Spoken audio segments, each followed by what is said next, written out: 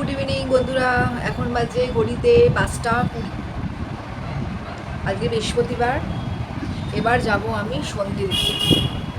সকালে আমার লক্ষ্মী পুজো হয়ে গেছিলো, কিন্তু বৃহস্পতিবারে যে লক্ষ্মী পাঁচালিটা হয় আমি কিন্তু ওটা বিকেলবেলাই করি, সন্ধেবেলা। কেন কি ওর মধ্যে লেখাই আছে সন্ধেবেলা বেলা বসিয়া মিলি এও করে। এই জন্য আমি পাঁচালিটা কিন্তু অলওয়েজ সন্ধেবেলাই করি। পুজো আমার সকালবেলায় হয়ে গেছে। এবার ফ্রেশ হব, ঘুমিয়ে পড়েছিলাম, ফ্রেশ হব হয়ে এবার সন্ধে দেব। আজকে জেপ্টো থেকে অর্ডার করেছি, দেখো জেপ্টো থেকে অর্ডার করেছি। এ দেখো ওয়াই এর হাক্কা ভেজ নুডলস মেয়ে অর্ডার করেছে। না, এটা নাকি ওকে করে দিতে হবে সন্ধ্যেবেলা। এখন ইন্ডাকশানে জল গরম করতে বসাবো।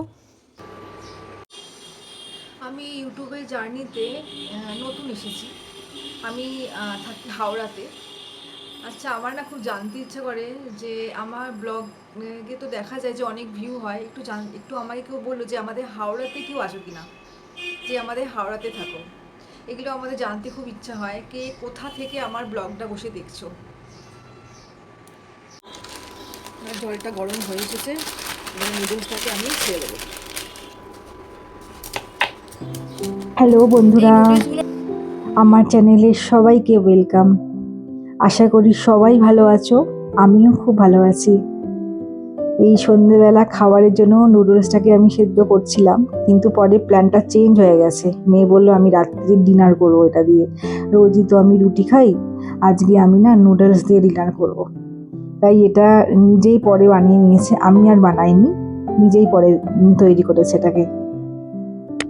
বাচ্চা তো কখন কি জানি কি মনে হয় তাই করে। এখন নিচে একটা বাটি রেখে জল থাকবে, জলটা নিচে বাটিতে পড়ে যাবে। এখন একটু চাপা দেওয়া থাক, আমি সন্ধ্যেটা দিয়ে আসি। তারপরে আমি চলে গেলাম সন্ধে দিতে।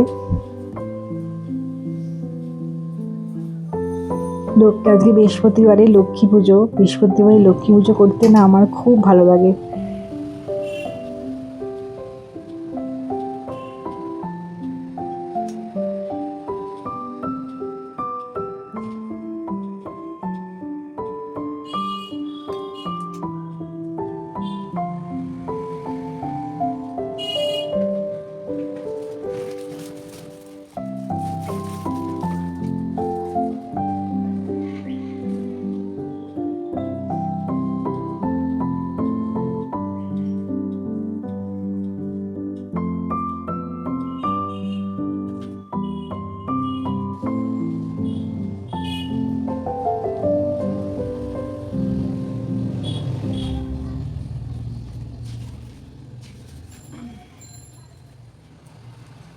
দোল পূর্ণিমা নিশি নির্মল আকাশ, মৃদুমন্দ বহিতেছে মলয় বাতাস, পদ্মসিংহাসনে বসি লক্ষ্মীনারায়ণ নানা কথা মহাসুখে ভুলিতেছে আপন বৈভব।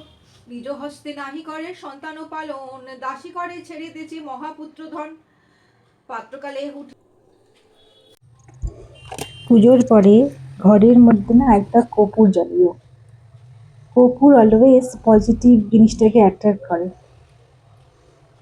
ঠাকুরকে আরতি করে না এই আরতিটা পুরো ঘরের মধ্যে ছড়িয়ে দিও, একটা পজিটিভ ফিল হয় বাড়িতে।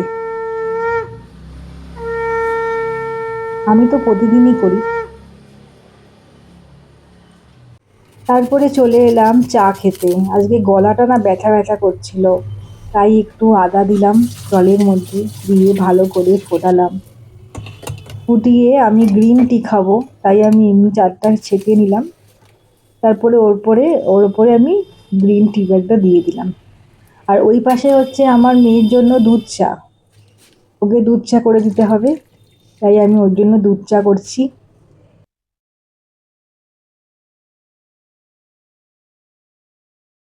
চা হয়ে গেছে, এবার গিয়ে চাটা আমি দিয়ে আসবো। তারপরে আমি একটু বসে বসে একটু গ্রিন টি খাচ্ছিলাম, আর দেখো একটু বাদাম খাচ্ছিলাম। ওই বাদাম দিয়ে গ্রিন টি, আর কি খাবো, বিস্কুট বিস্কুট খুব একটা খেতে ভালো লাগে না আমার। আর আজকে রাত্রির এবার প্রিপারেশনে একটু চিলি চিকেন করার কথা ছিল, তাই ক্যাপসিকাম আর পেঁয়াজগুলো ভালো করে কেটে নিলাম। তারপরে মাংসটাকে একটু ম্যারিনেট করব। ডিমটা ফেটিয়ে নিলাম প্রথমে। তারপরে ওর মধ্যে কাশ্মীরি মির্চ দিলাম, পরে আদা রসুন পেস্ট দিলাম,